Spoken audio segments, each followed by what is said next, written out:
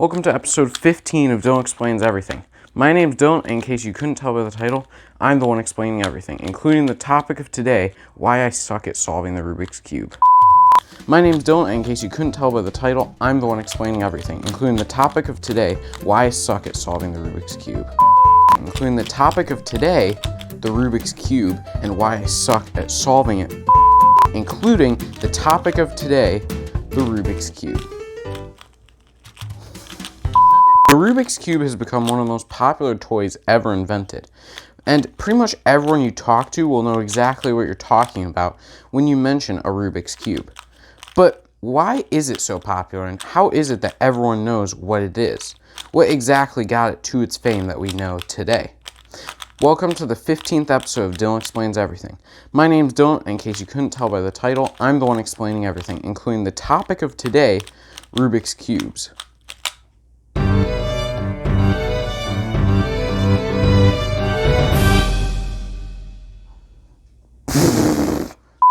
I'm going to be running through a lot of facts, so if you're curious as to where I get my information, be sure to check the description below for a list of links. Also, quick warning, in no way, shape, or form am I affiliated with any of the companies I'm going to be talking about in today's video. Some of them I'll be talking about positively just because I like them. The Rubik's Cube is in a small group of fads that have lasted for many years, and in the Rubik's Cube's case, it has come back recently. But why is it that you can walk up to anyone and they'll know what it is, like I said in the intro? But in case you don't know what a Rubik's Cube is, allow me to enlighten you. A Rubik's Cube is a cube that has a different color on each side. It can be turned vertically or horizontally in order to allow it to be scrambled, and then you have to get this back to its solved state. The cube consists of 26 total pieces, 6 center pieces at the middle of each side, 12 edge pieces at the edge of each side, which have 2 sides on them, and 8 corner pieces, which are at the corner of each side and have 3 sides on them.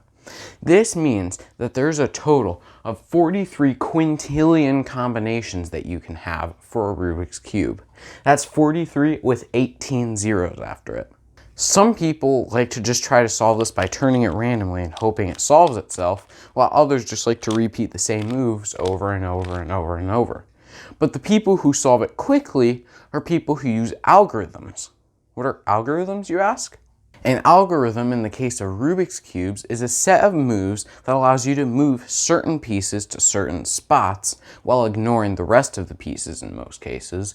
So, for example, if I wanted to move this piece over here, this piece over here, and this piece over here, I could just do... Not that. Frick, what did I do? For example, if I wanted to move this piece here, and this piece here in order to solve the cube, I would do this. And then it's solved. Some people think that learning these are actually cheating, but there are competitions held by the company Rubik's where people try to solve a Rubik's Cube as quickly as possible using these algorithms. The world record for solving the Rubik's Cube is widely regarded as going to a guy named Felix Zemdegs, who solved it in 4.22 seconds. But it actually belongs to a guy named Yusheng Du, who solved it in 3.47 seconds. Of course, this original kind of Rubik's Cube isn't the only kind of Rubik's Cube available. Companies like Rubik's have been innovating and making new types of cubes for years, but more on that in a minute. First off, how did this all start? Let's go back to the 70s with a Hungarian professor named Erno Rubik.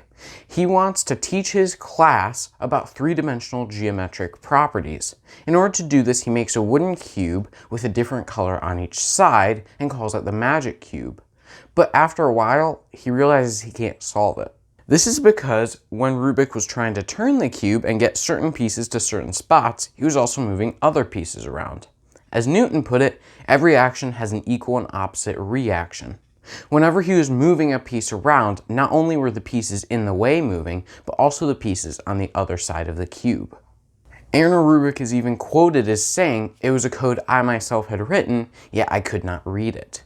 After about a month, he finally came up with a strategy and solved the cube for the first time. Finally, in 1979, he brought it to the Nuremberg Toy Fair, and in 1980 it was licensed to the Ideal Toy Corp. In both 1980 and 1981, it also won the UK's Toy of the Year. And most people didn't even solve it really, they just resorted to peeling off the stickers and putting them back on in the right place. But people were still buying it and it was a huge hit. It then went out of fashion for a while, but came back in the 2000s, especially around 2010, when the You Can Do the Rubik's Cube videos came out, allowing anyone to learn how to do the Rubik's Cube. Of course, Rubik's isn't the only company that makes these. Companies like GAN, Mefferts, and Volk also make these kinds of cubes. Companies like GAN and Volk just make better and faster versions of the original Rubik's Cube. For example, this is a GAN, and it's widely regarded as one of the fastest and best Rubik's Cubes on the market. But this is a Volk SM, and this is the one that I use because it's been lubricated to go faster, and it's just the one I prefer. Companies like Oscar and Mefferts, though, make more interesting Rubik's Cubes. For example, you may have heard of the 4x4, or maybe even the 5x5, and probably the 2x2. But have you heard of the Ghost Cube? The Ghost Cube was made by Mefferts and has to be put off a little in order for it to be turned on all of its axes, meaning this is technically its solve state. And because there's no color, you have to go based on the shape of the pieces. Because of these two factors, people widely regard this as one of the hardest Rubik's Cubes to solve. Another Rubik's Cube you might not have heard of is the Gear Cube. This was made by a guy named Oscar Van Deventer and produced by Mefferts. The Gear Cube is interesting because if you turn a side once, the middle goes through half a turn because it's linked up to the sides through gears. So in order to actually do a full turn, you have to turn the side twice. Another cube made by Oscar Van Deventer and produced by Mefferts would be the Gear Ball, which is just a ball form of the Gear Cube. The Gear Cube, which you have to take apart in order to turn properly. And the Big Gear Cube, which is just a big version of the Gear Cube.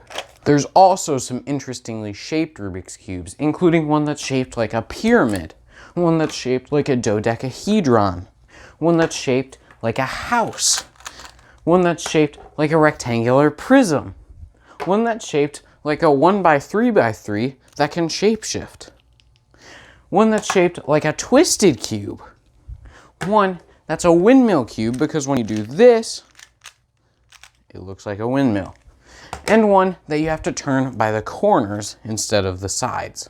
Of course, Rubik's doesn't actually sell these. In order to get these, you have to go to the dark side of the internet. Not really, you just have to go to a website called The Cubicle. The Cubicle is a large store that sells tons of different kinds of Rubik's Cubes.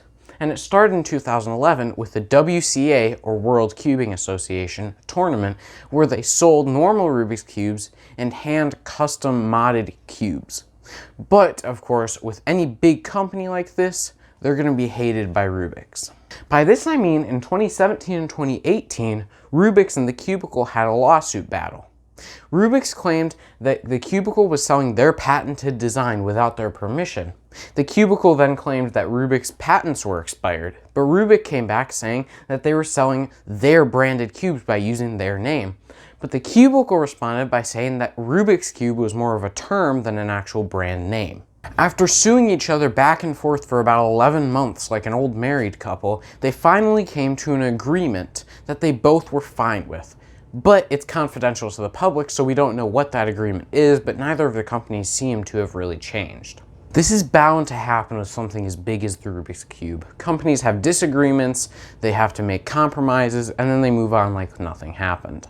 Now, Rubik's Cubes aren't just cool because there's different shaped ones, they're also cool because, as I mentioned before, they're constantly innovating in speed, but Rubik's has also been innovating in different kinds of puzzles starting in 1983. In 1983, there was a new puzzle called the Snake, which sold a few million copies and was made by Rubik's, but because of its simplicity, the fact that Indiana Jones didn't like its name, and because it didn't match the original kind of Rubik's Cube that people were used to, it never gained much traction. The next puzzle they came out with was called the Magic, and no, it was not in collaboration with J.K. Rowling.